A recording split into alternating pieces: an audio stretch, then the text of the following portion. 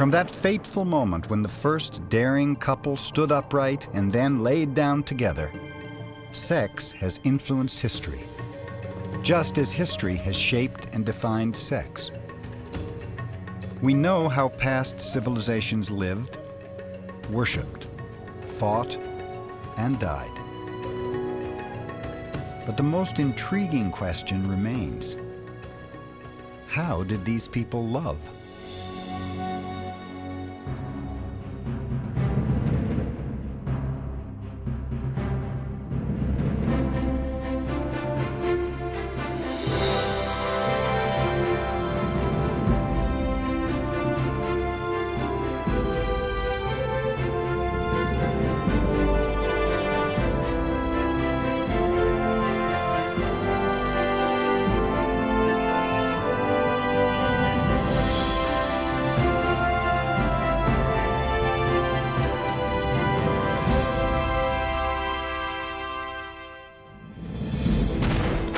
War, religion, and the struggle to survive are the common threads from which history is fashioned. Underlying that rich tapestry is a force both powerful and misunderstood, a drive so strong that it has ignited both great battles and intimate passions: sex.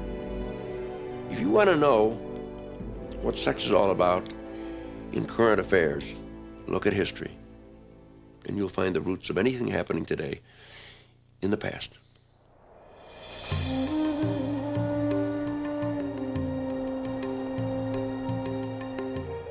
The earliest written accounts of sex appeared not on Stone Age bathroom walls, but on the clay tablets of the ancient civilization of Mesopotamia, which flourished back in 3200 BC.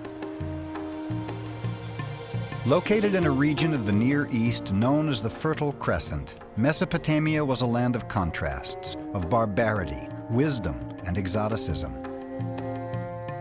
We may never know the precise date in prehistory on which the war between the sexes began, but one thing is certain. In Mesopotamian life, love, and sex, all things were not created equal. It is clear that there was a patriarchal class society, a system in which women were subservient to men. There was no expectation that the husband would be completely faithful to his wife. That is, men had access, for instance, to household slaves for sexual purposes, and they could frequent prostitutes without any opprobrium being attached to that. Marital sex for the Mesopotamians was not a moral issue. It was simply a one-sided business arrangement. The woman is, in a way, her body, particularly and her reproductive capacity, are the properties of her husband. So adultery would really be an offense against her husband in that she is depriving her husband of his exclusive sexual access to her. And her lover's crime is, in effect, one of theft. One interesting text from around 1600 BC says that a man caught his wife in bed with another man and tied them to the bed and had the bed carried before the judges. And the woman had some kind of stake put through her nose, you know. I mean, today women do that voluntarily, but in those days it was considered a kind of humiliating form of mutilation. Not all sex outside of marriage was forbidden. In fact, the king had a performance clause in his contract. We think that between 2100 and about 1600 BC, that it was the duty of the king on a regular basis, perhaps annually, to have sexual intercourse with a priestess or some other woman who represented the goddess Ishtar, or as she was known to the Sumerians, Inanna. And this was done partially to ensure a good and successful year and reign for the king, not only in terms of fertility, but in terms of success in battle and success in other areas. Temple priestesses, or prostitutes, symbolized the Mesopotamians' belief in the strong, healing nature of sex. This alternative medicine was used to great effect in the epic Sumerian myth Gilgamesh. In this tale, the hero Gilgamesh must subdue Enkidu, a beast-like creature. In lieu of hand-to-hand combat, Gilgamesh finds the flesh is mightier than the sword. Gilgamesh decides that the way to capture this wild man is to send out a prostitute from Uruk who will seduce him. And in fact, this is what she does in a very kind of sexy episode. And they have intercourse for, I think it's 6 days and 7 nights. As a result of his week-long fling with this Bronze Age lady of the evening, Enkidu becomes civilized. Sex has soothed the savage beast. Sex wasn't the sole domain of kings, prostitutes, and mythic gods. All Mesopotamians longed for passion, pleasure, and romance. Women wanted to make men fall in love with them. Men wanted women to fall in love with them. They composed songs to seduce one another. In these songs, there is what I think is the earliest description of a female orgasm. Inanna is talking about her lover, Dumuzi, and calling him brother, but brother not in the sense of a real family member. The brother brought me into his house. He lay me down on the honey-fragrant bed, and when my dear sweetheart had lain very close to me, one by one, making tongue one by one, my fair-faced brother did it 50 times. As if dumbstruck, I moved toward him, trembling below. I pushed quietly to him, my brother hand placed on his thigh. My dear sweetheart, so did I pass the time with him there. While such tender eroticism may not have been earth-shattering, it revealed another side of Mesopotamian sexuality. Sex was, to be sure, the means of fertility and procreation, but more importantly, it was a powerful, pleasure-giving force, a force capable of helping men and women transcend their baser instincts and achieve spiritual healing. The Mesopotamians would not be the last to combine the potent powers of the spirit and the flesh.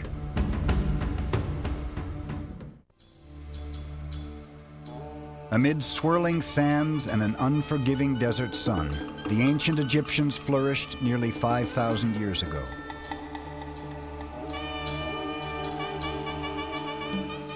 Like the Mesopotamians before them, the Egyptians believed sexuality and spirituality went hand in hand. The path to eternal life could just as easily be found in the bedroom as in the temple. Sexuality and sensuality permeated nearly every aspect of the ancient Egyptians' beliefs, beginning with the origin of their universe, which was truly a hands-on affair. Mankind was created through the god Atum stimulating himself through masturbation, and through that act arose all of mankind. Even death didn't hinder the Egyptians' celebration of sex. For them, intercourse with the dead, at least symbolically, was a critical part of the cycle of life, fertility, and rebirth. These beliefs were first exemplified in the story of the goddess Isis and her husband, the god Osiris. According to the legend, Osiris is dismembered by his evil brother Seth, who scatters the body parts all over Egypt. Adding insult to injury, Seth throws Osiris's penis into the Nile, where it is swallowed by a fish. Isis manages to recover all of the pieces of her beloved husband and wrap them up again, which is one of the symbols of mummification. And in these scenes, we see the mummified Osiris with an erect phallus lying on a bed, and his wife Isis in the form of a kite, of a bird, descending over him at the moment of impregnation. And so we have this idea of actually sensuality and rebirth. Even from death, you can have sensuality. These divine encounters weren't reserved solely for the dead. most Egyptians enjoyed sex for recreation as well as procreation. There was sort of a wonderful sense of adolescence and freedom with sexuality and sensuality, sort of like being an ill-minded teenager in today's culture. We do know that there was a lot of romance involved in ancient Egypt. We have poetry which refers to the sensuality of a woman's thigh and neck and breast, and a woman being compared to a little gosling or a little kitten. One such poem was written by Sabnacht of the Necropolis, who combined the curious images of seduction and livestock to create his own vision of romantic love. How clever is the sister in casting her noose. She is not the child of a cattle breeder, but casts the noose after me with her locks. Having caught me with her eye and fettered me with her buttocks, she brands me with her seal. Such eroticism may have been the norm for the average Egyptian, but it raised the eyebrow of the prudish Greek historian Herodotus when he visited Egypt in the 5th century BC. He was shocked at the Egyptian sensuality and the way that sex and sensuality was really throughout all of the culture. He said that a man who was losing his eyesight needed the urine of a virgin to cure his blindness. And it was impossible in Egypt. He could not find a virgin in the entire country. Herodotus probably took more than a little dramatic license, but there was an element of truth in his story. There were very few prohibitions about having sexual relations. In fact, we have no words that we can identify from ancient Egyptian as the word virgin. Despite the Egyptians' sexual openness, they frowned upon adultery, or as they phrased it, going to another house. Marriage was very important to the Egyptians, and adultery attacks this fundamental basis of Egyptian society. In literary texts, the adulterous wife is thrown to the dogs, or she's burned. The man might be also executed, or he may well also just be mutilated. If a couple was lucky enough to avoid the pitfalls of adultery, wife burning, or mutilation, they turned their attention to the most important aspect of Egyptian culture: having children. One of the hallmarks of Egyptian civilization is the notion of breeding heirs. An individual is not successful unless he engenders heirs who will maintain his name in the afterlife and who will maintain his cult after death. That person carries your memory. And how would an Egyptian woman know if she was carrying an all-important heir? Through a variety of BC home pregnancy tests. We do have a number of very interesting recipes for telling if a woman was pregnant. Most of these involve her urinating on different types of material, and if the emmer sprouts versus another type of grain, then she's pregnant.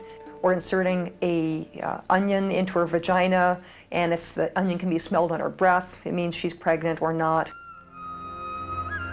The Egyptians were equally resourceful when it came to contraception. In addition to sponges made of papyrus, they utilized such varied ingredients as honey, sour milk douches, acacia plants, even crocodile dung. Some of the things they used, I think, would have been effective birth preventatives simply by their smell. Much of what we know about Egyptian contraception and daily life was preserved on papyri. Scholars believe that these written records of ancient Egyptian life are representative of 1 to 5% of the population, the literate elite. It is from this upper strata of Egyptian society, which included kings, queens, and other royalty, that we have received some of Egypt's most colorful stories.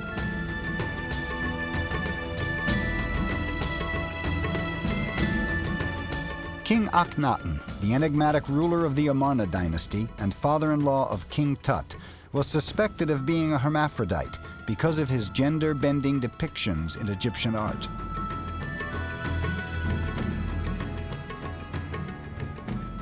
Marriages between sisters and brothers and fathers and daughters within Akhenaten's family led to rumors that he was the original inspiration for Sophocles' Oedipus.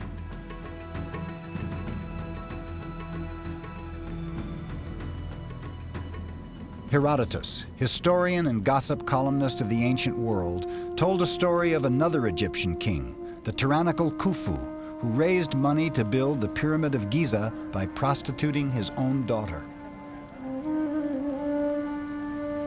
She decided that she was going to build a pyramid for herself. And Herodotus says that every time she took a client, she made him bring one stone. And from that, she built her own pyramid, which Herodotus says is the second pyramid of Giza, which we now know as the Pyramid of Khafre or Khephren. The last brick of the Pyramid of Khafre was laid in 2800 BC. It is from the inner sanctums of these massive monuments that we have learned the most about Egyptian sexuality and spirituality. Intricate and detailed artwork adorns nearly every surface of these shrines to the afterlife. But these depictions of daily life can't always be taken at face value. One of the most common scenes that does imply some kind of sexual activity or evokes the notion of rebirth in the afterlife are these scenes that are found on the walls that show the deceased in his papyrus skiff, and he may have a giant harpoon in one hand and he's spearing fish. This activity is actually a sexual metaphor. The word for spearing in ancient Egyptian is chai. The word also is related to the root for impregnating or penetration. It can mean to inseminate. The Egyptians had other sexual symbols as well: wigs, ducks, geese, and even monkeys.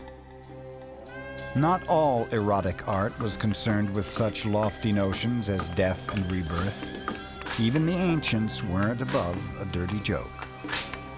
One of the more controversial sexual scenes we have from ancient Egypt is at a site called the Nati Grotto, which is at Deir el-Bahri. It shows two figures, one standing behind the other, the figure in front being bent over, obviously in the course of having sexual intercourse.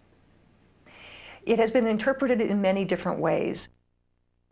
The Egyptians used the sexual graffiti, by the way, for satire. Outside of a construction site, maybe some of the workers were disgruntled at the foreman, they might depict, say, an overseer of works with a large, prodigious phallus. So it does have a humorous aspect to it. Humor, along with fertility, eroticism, and sex in the afterlife, were all important elements of the ancient Egyptian sexuality. Though their beliefs and practices originated nearly 5,000 years ago, the Egyptians' approach to sex and spirituality achieved a harmonious balance between the pleasures of the flesh and the longing of the soul.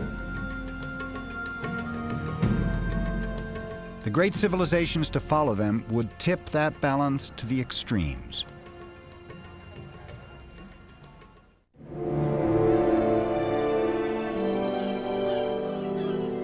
Classical Greece was a society of individualists, where free thinking was ardently encouraged, whether it be in philosophy, religion, or sex. We tend to think of the Greeks as somehow a sexually liberated people.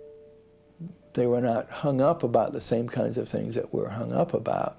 Their acceptance of sex as a natural part of life is something that makes them, at the same time, a very attractive culture, and at the same time, a very foreign culture. The lascivious behavior of the elite Greek male was mirrored in the antics of his gods. The all-powerful Zeus was a philandering husband whose sexual appetites ran the gamut from goddesses to mortal women to young boys. Other creatures from Greek mythology were more cartoonish in their carnal cravings. Pan and the satyrs represented the animal aspect of sexual desire. They are usually represented as not only insatiable, but always in pursuit. It's a little bit like the Roadrunner cartoons, where Wile E. Coyote never actually attains his goal, but he's defined by his pursuit of it. Romantic love between men and women was not the norm in classical Greece. Marriages were largely economic arrangements to ensure bloodlines and inheritances. Greek wives, who were usually 10 to 20 years younger than their spouses, were expected to tend to matters of hearth and home, but little else. Meanwhile, for their husbands, classical Greece was truly a man's world. The Greek household was itself divided into two portions. The symposium room or the party hall was called the andron, the men's quarters. And that's where they had their entertainments, their conversations, their parties, their orgies. There were women who came in either as musicians or as dancers or as sexual companions or as some mixture of all of these. Among this mix of partygoers were the high-end call girls of the day, who were known as the servants of Aphrodite, or the hetairae. Oddly enough, these worldly professionals were the most liberated women in Greek society. Hetaira means a companion, and as the term implies, these were women who would publicly socialize with their male lovers and attend banquets and other events with them, often very educated, often very cultivated. Even as they indulged in the delights of the hetairae, Greek men spoke of their dutiful wives as the ones who were oversexed and insatiable. The Greeks believed that women are more sexually driven than men are. And at the same time, they demanded a great deal of sexual probity from adult married women. That mismatch of conventions generates an interest in, well, if women are not allowed to go out and get sex the way men are allowed to go out and get sex, then how do they get it? And, well, they get it through dildos, which is probably true. There's a wonderful, rather cruel comic poem. It's called a mime. It was probably performed like a Saturday Night Live skit by a Hellenistic writer named Herodotus. And it centers on these wealthy women who go to a shoemaker who makes them dildos. And these dildos are referred to as pacifiers. That's the big joke. This, I think, is largely a male fantasy, and if we were to ask a Greek or Roman woman, say, well, how much time and money do you spend dildo shopping? It may not have been very important to them, if at all. If a woman was in the market for marital aids, a prime shopping area was the city of Mylittini on the island of Lesbos. Modern-day connotations aside, lesbian women had quite an affinity for the opposite sex, a fondness they expressed with gusto. In ancient Athens, women from this island were associated with extreme talent in performing sexually gratifying acts on men.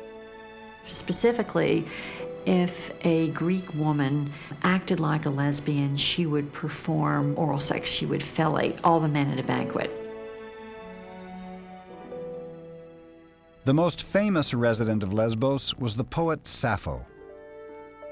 For centuries, her sexuality and her works have been a lively source for scholarly discussion.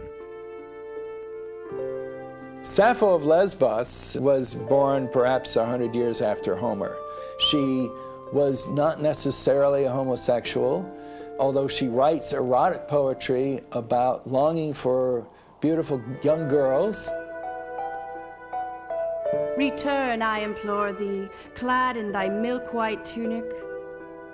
Ah, what intense desire attends thy beauteous form. No woman could not but tremble at its seduction.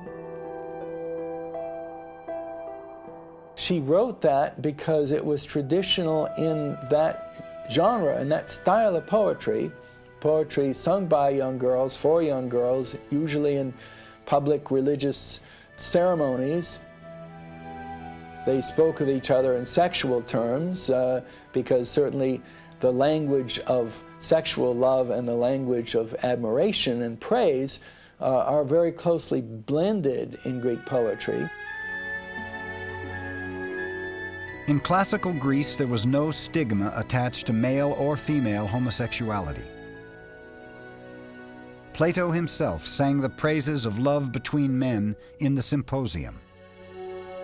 The Greeks didn't castigate sexual preference, just as we don't castigate people who prefer soccer to football or basketball to hockey or something like that.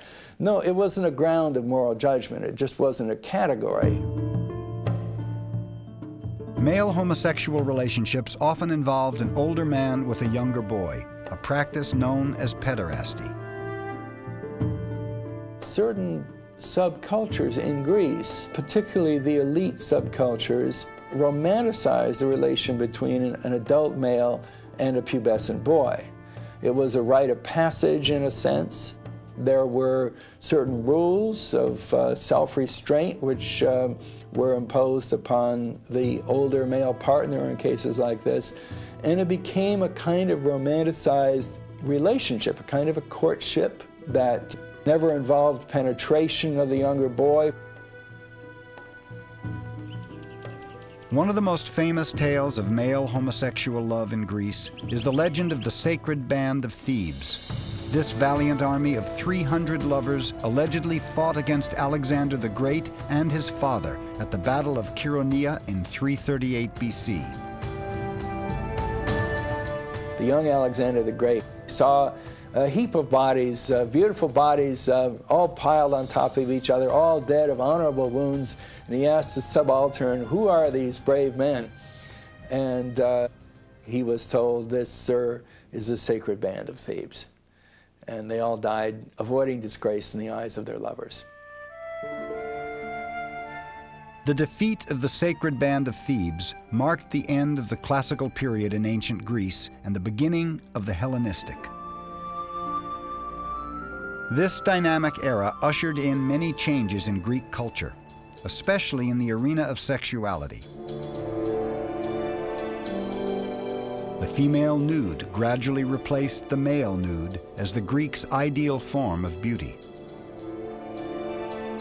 Erotic bonds between men and women strengthened, taking the place of male-male relationships.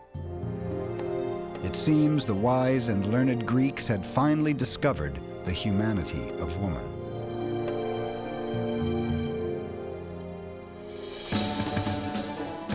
We are 2,400 years removed from the time of the classical Greeks. Along with their art, literature, and philosophy, they have passed down to us a unique and intriguing perspective on human sexuality. A perspective that is not so outdated as we might think. They certainly had in their social and their moral standards an acceptance of sex as being a healthy and vital part of their life. I believe in my intellectual generation, we found a role model in the Greeks and Romans for talking about sex openly. It didn't have to be in four-letter words, it could be euphemistically, but the wonderful thing about our Greek and Roman texts and art is that sexuality is in the middle of it all. With the onset of the Punic Wars in 264 BC, the Roman Empire continued an expansion that would eventually encompass the entire continent of Europe. During this period, the city-state of Rome grew into a cosmopolitan hub with a population of more than 750,000 people. Amidst the wealth and excesses of this bustling city, a rich, diverse, and sometimes perverse sexual culture emerged. The Romans liked to pretend that they learned a lot of what they knew about widely ranging sexual, particularly homosexual behavior from the Greeks. But I suspect that the Romans just used Greek lore and adopted Greek gods connected with sexuality to legitimate and provide a Greek pedigree for what they were doing already. Among the Greek gods adopted by the Romans was Priapus, a fellow with a very prominent feature. To Romans, the male member was luckier than the proverbial rabbit's foot. Male genitals were considered lucky in Roman culture. When a Roman general triumphed, there was a phallus hanging from his chariot, supposedly to keep away the evil eye. The basic tenet of Roman sexuality held that one person must dominate while the others submit. At the top of this carnal hierarchy was the elite Roman male. Everything seems to have been geared towards their benefit. An adult citizen male was the ideal sort of hard-bodied person with no holes, you know. He was a penetrator. He was the one who got to stick it in other people. Roman men sought and bought all kinds of sexual companionship. The only way a Roman man in particular could get into trouble for extramarital sex was if it involved the wife or the respectable son or daughter of another Roman citizen. The most common objects of desire for elite males were slaves who worked in the households of the wealthy.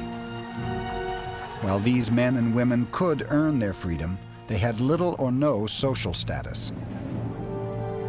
The difference between a slave body and a citizen body was that slave bodies were property, and they were especially sexual property, open to penetration. And this was true for men as well as for women. While men pursued their libidinous interests at bathhouses, brothels, and the Circus Maximus, what were upper-class Roman women doing with their free time? Roman women were, on the one hand, yes, second-class citizens. They weren't full citizens, they didn't vote. And yet at the same time, they owned property. They could move around in public very freely. They were very opinionated. They would expect to have children, but they weren't really expected to stay home and keep their mouths shut. Marital fidelity was expected of a good Roman wife. But in some cases, elite women or matrons were as randy as their male counterparts. But we do have this one female poet, Sulpicia, and she celebrates this torrid affair that she's having with a male of her own social class. And she writes in her poetry that it would be more shameful for her to keep her affair with him secret than to expose it. And she says to her readers, if you're not lucky enough to have a gratifying sexual affair of your own, read my poetry and experience this all through me vicariously.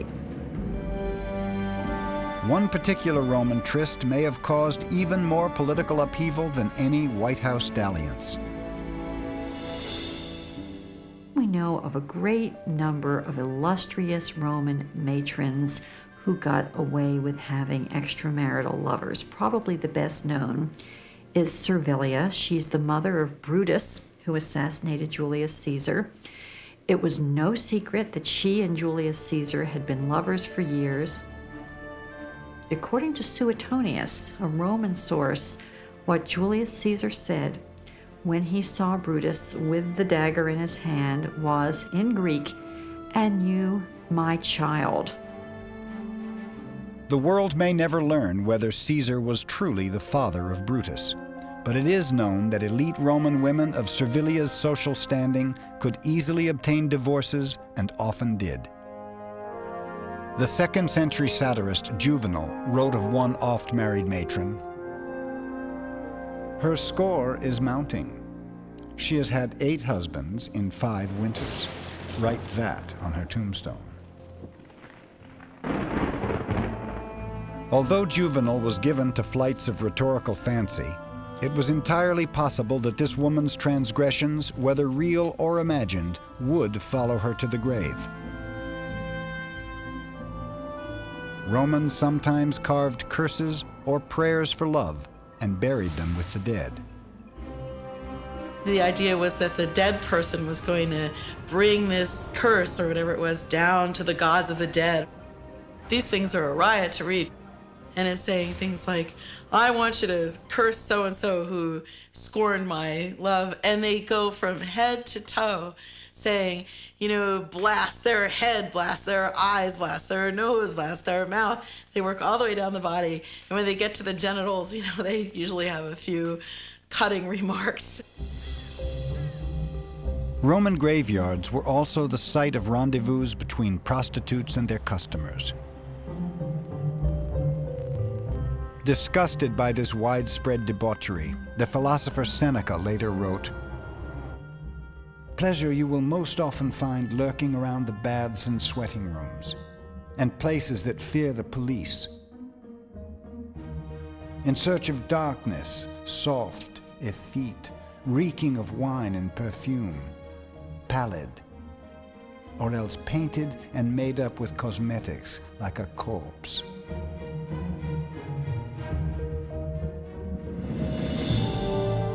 The Emperor Augustus exploited the sexual follies of his countrymen for political gain. Following a 40-year civil war, he decided that a moral house cleaning was long overdue.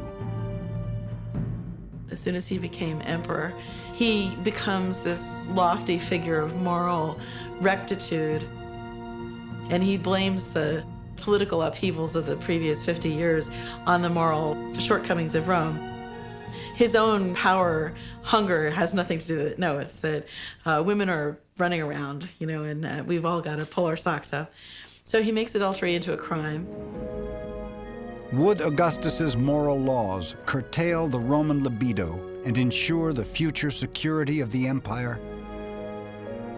Or would the citizens of Rome fall prey to their lustful excesses? Adultery laws, birth control, and the rise of Christianity when the history of sex returns.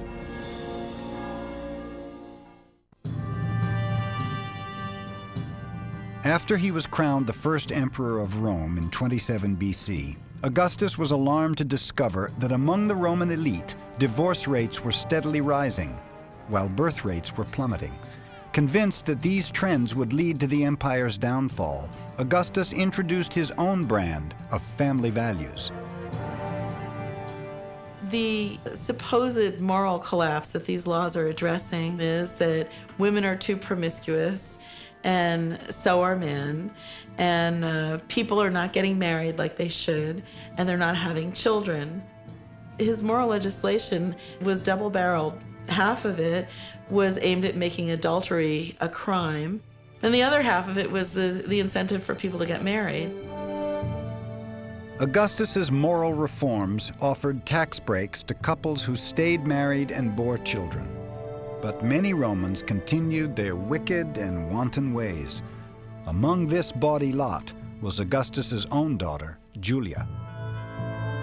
Julia and her husband Agrippa had many children together, but it was well known that he was not the only man in her bed, and indeed people expressed shock that all their children looked like him. And they said, "What's the story, Julia?" And she's reported to have said, "Aha, I never take on a passenger unless I already have a full cargo," using a nautical metaphor to indicate that she waited till she was already pregnant to have all these lovers. Not all Roman women chose to navigate the waters of love with a full cargo. Instead, they turned to a curious hodgepodge of birth control methods. 25% of the things they knew to do for contraception were really, really good. They had a whole range of very effective herbal contraceptives, including a plant called silphium, which was so successful it became extinct. They also had gums that they would smear on the inside of the woman to plug up the cervix, or things that were like spermicides. Those worked pretty well. But then the 75% were wacko, like after sex, the woman should get out of bed, squat down, and sneeze. And this is supposedly going to drive out the seed. During the 1st and 2nd centuries, sex continued to be popular and the Roman economy had never been better. But by the 3rd century, the empire and its army were on the verge of collapse as a result of barbarian invasions. In an act of desperation, the Roman Emperor Constantine allied himself with the Christian Church. The Romans were well aware of the fact that their empire was slipping away. The early Christians and others in their empire stopped looking so much at their prospects in this world and started thinking more about their prospects in the next world. You think of this in terms of the new emphasis on virginity, which is becoming more and more pronounced. The more you give up, the closer you get to God. The official fall of the Roman Empire took place in 410 AD when the Goths sacked Rome. During this same era, 2 men, Jerome and Augustine, laid some of the foundations that to this day define the way the Christian Church regards sex and sexuality, views starkly different than those of the more sexually liberated civilizations that came before them. St. Augustine was a study in contrasts. As a young man, he had lived the life of a secular Roman male, partaking of all the erotic pleasures that Rome had to offer. Only later did he convert to Christianity and take up the monastic life of celibacy. But not before praying to God, "Give me chastity, but not yet." St. Augustine tried to be celibate, but he was a horny young man and had great difficulty.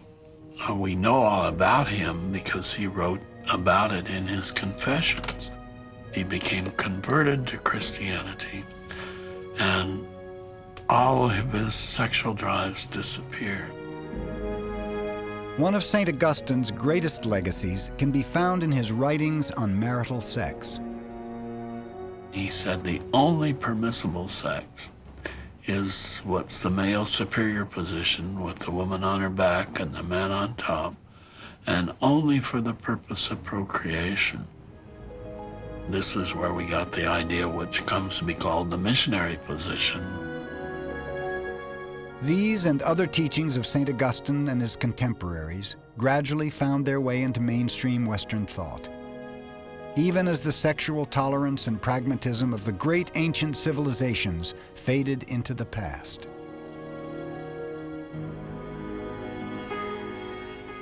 Meanwhile, thousands of miles to the east, the countries of China, Japan, and India had already discovered a harmonious balance between spirituality and sexuality.